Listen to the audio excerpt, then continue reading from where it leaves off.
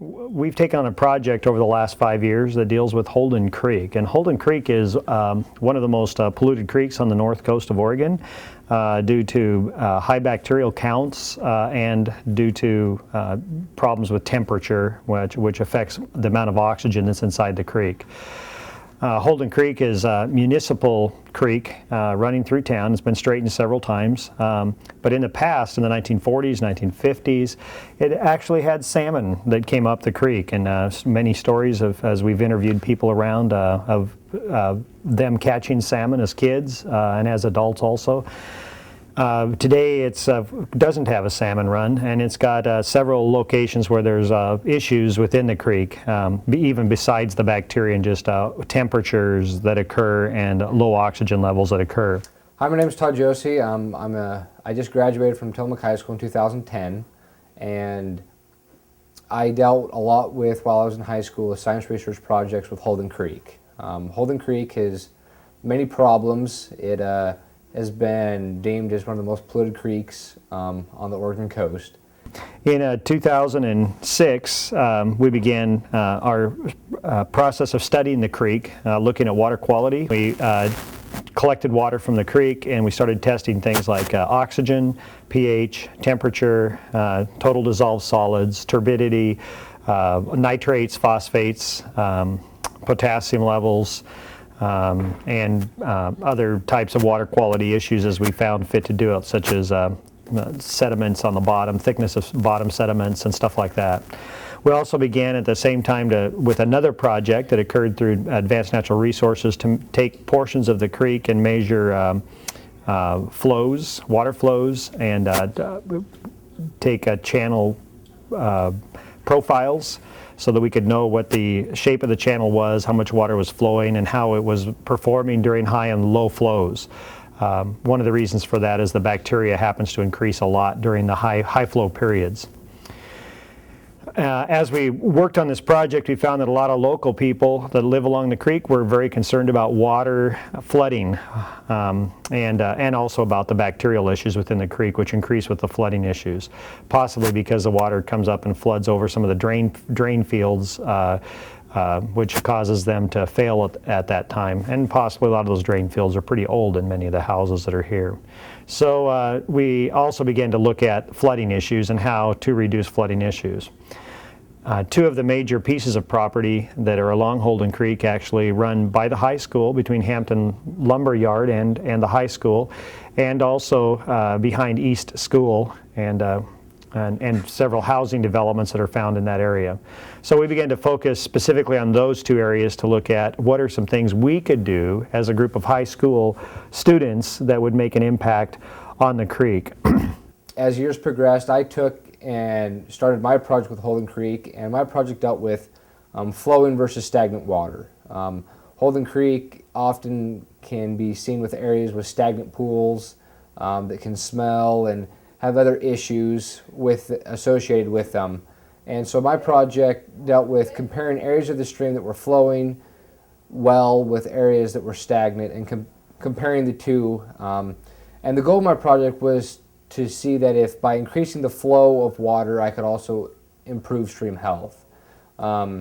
So my project, basically, I had set up 8 different testing sites, starting from Trask River Road, where Holden Creek originates, going all the way down to Miller Avenue, and about 8 different testing sites in between there.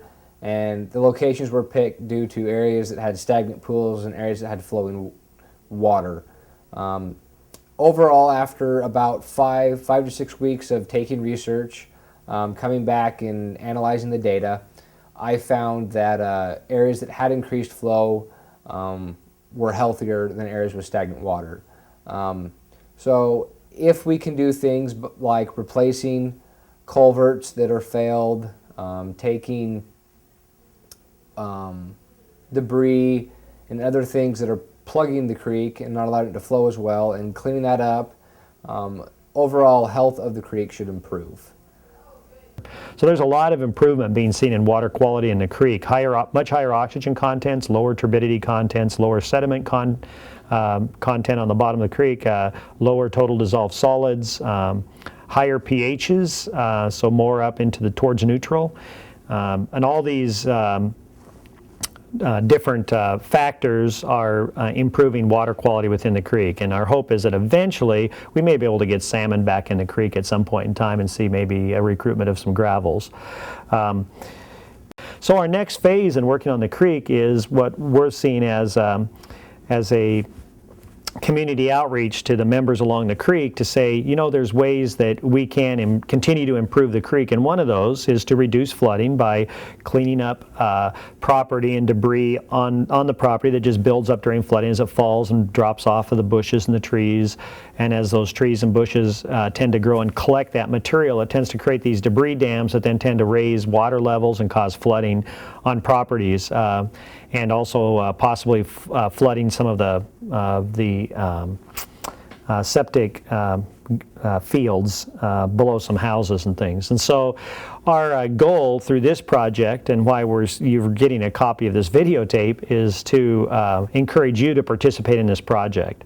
And the project would be, first phase would be for you to contact the high school at the numbers in the brochure that you have. And if you don't remember what that is, it would be at 503-842-2566, extension 2240. That happens to be the office number of Claire Thomas, that's me, and the program that is heading this up. And from there, we'll get you in contact with some student experts and adults, Dave Stewart from Fish and Wildlife and others who are working on this project. And we will talk with you about what can and can't be done on your property, and then arrange with you a time in which high school students, a class of high school students, can come over and can work on your property, trimming, pruning materials, removing things that are legal to remove. Things that are embedded in the stream banks are not legal to remove, so we can't do that. We can't pull willows out of the middle of creeks, but we can do a lot of pruning on the sides. We can do removal of debris on in the floodplain areas. We can certainly remove invasive plants, things like that. But we'll have the students over there working for a portion of a day to improve that property. We'll haul the debris off from the property, so it won't be there. And hopefully over time, as we do this, maybe on an annual basis in the fall, we'll be able to see the water quality of the creek along the entire creek improve to the point where maybe it can support salmon again, but certainly support other native fish and support macroinvertebrates and creatures that indicate a much healthier creek. And so we encourage you to go ahead and get involved with this project, and that we can see a restored Holden Creek function as a vital part of this community, and with the storm drainage that occurs and is being put into the creek, that it can treat that material correctly, efficiently, and still maintain high water quality.